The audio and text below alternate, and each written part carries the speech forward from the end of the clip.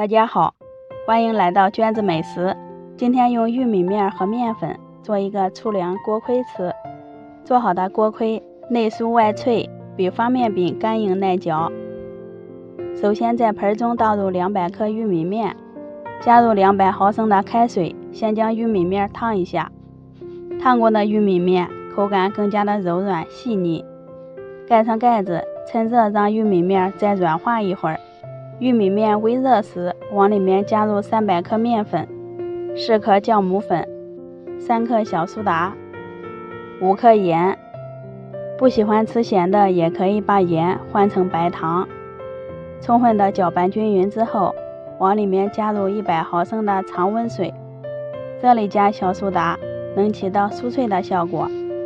搅成面絮状以后，淋入10毫升玉米油，这里加油。一是揉面时不粘手，二是烙好的锅盔内酥外脆，揉成一个偏软的光滑面团。盖上盖子，醒化到2倍大。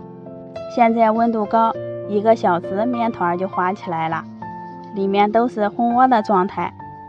放在面板上，利用干面粉给它充分的揉搓，排净里面的空气，然后切成2份儿，拿其中的一份儿擀成大圆饼。在上面撒一些干面粉，通过加干面粉来降低面团的含水量，有点像做炝面馒头的做法。对折起来以后，再次给它擀开，要重复这个步骤3到4次就可以了。因为不断加入面粉，这个面团会变得越来越硬，同时也变得更加光滑细腻了。重复擀开3到4次以后，用保鲜膜盖住，松弛10分钟，让面团把干面粉充分吸收。时间到以后，再次把面团擀开，然后用掌心把它揉成一个圆形。如果是用面粉做的锅盔，这个时候已经很难操作了，一般就会用擀面杖来代替揉面。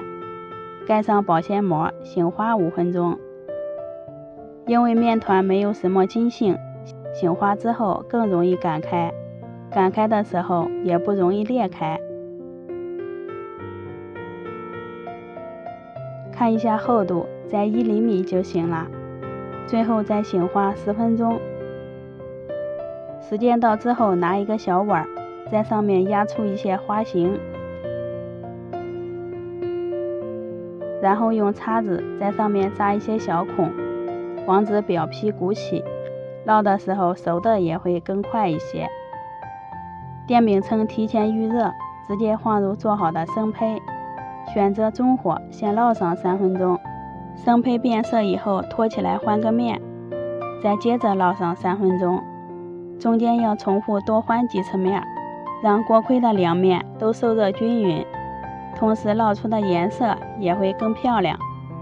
一直烙到像这样表皮金黄酥脆，就是熟透了，即可出锅。根据自己的喜好切成小块就可以开吃了。